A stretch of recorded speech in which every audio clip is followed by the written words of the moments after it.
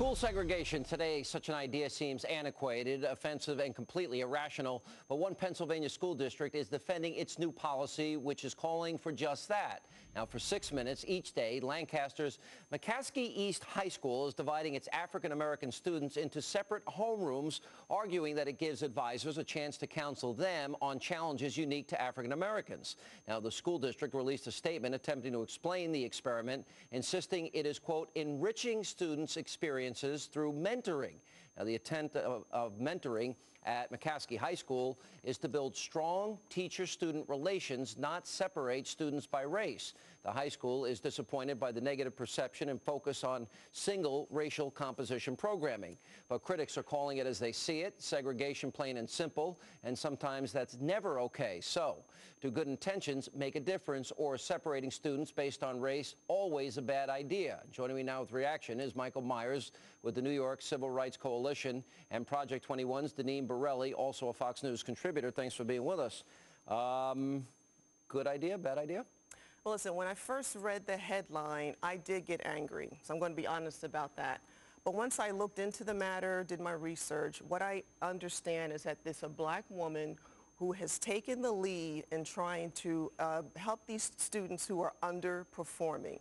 And that is the basis of this program. Are there no underperforming kids that are white? But here's the thing, no one is being denied and no one is being harmed, because this is open. This is an open program, but it's just that it's geared towards these individuals who are underperforming. Well, here's the news flash. In America, we no longer have colored sections. We do not have seats assigned to people based on their skin color on a bus, on a train, or in a public school.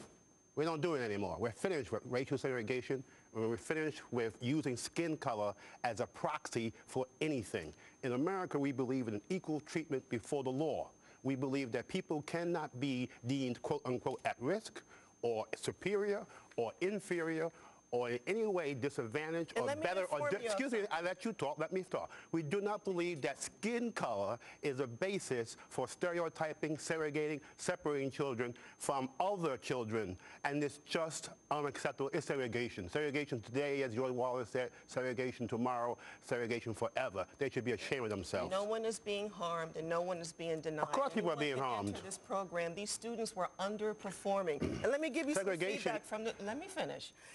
One student, it's about empowering who we really are. Another student, here's where we learn how we can make a difference. Racial entities? And not settle for racial less. entities? These public schools are not interviewed. They know that they have a chance now. Remember, you need to look at the Let me ask one question. Why though is it? Why are they separating African-American students from the other students? It's voluntary. It's not voluntary. It's not a mandate. It's not voluntary. Not only is it not voluntary, not only is it not voluntary, it means that they separate the black, separate the black students from all other students. They also match the black teachers with the black students. So that there's excuse me, I'm trying to give the audience some information. They put black male teachers with the black boys. They further separate the black students because they have the black boys with black male teachers and the black girls with black female teachers in the guise of mentoring, meaning that blacks can only have black racial role models. No one is being denied access to this program. These students are underperforming. 27% math score percentages, 30% in reading. This is a program that they're trying to implement to try to encourage and inspire these kids. Let me ask you this question, Deneen, because my instinct is to go to the root cause of any problem. The root cause of the problem to me is this is a failing school. And if kids are failing, then school's failing the kids, period. And they need to raise their standards, and they need to be accountable for poor grades. And it seems to me that, you know, if there's a problem with kids in their school, they ought to deal with the problems with the kids in school. And I don't think race should be a consideration at all. But not all of the students are failing. And they're implementing this program to see if, first of all, they already have success rates that are going on now. And this only started the middle of December. The parents, I haven't read anything about parents complaining. I haven't read anything about students complaining, and this is a volunteer program. Well, you know, you never read about students complaining about segregation because segregation used to be very fashionable. But nevertheless, excuse me, I'm trying to speak.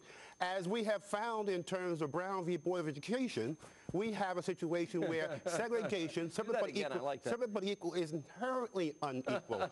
and the court has said that segregation and racial segregation harms children in ways, black and white children, in ways unlikely ever to be undone. The word education is from Latin, to bring forth from within.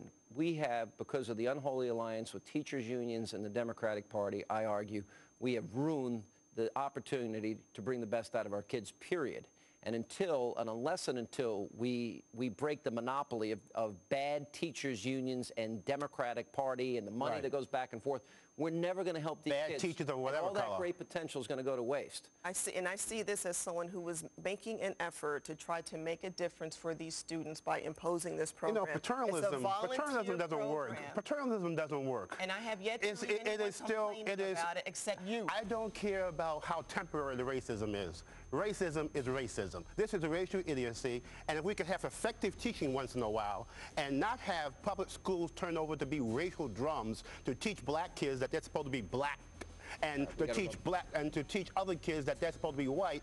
This is a dysfunction of the education system. It's an abuse of children, and it's going to end because we're going to challenge it. The intent is to inspire hope for these kids. All right, we got to run, guys. We're going to leave it there. Deneen gets the last word, not you.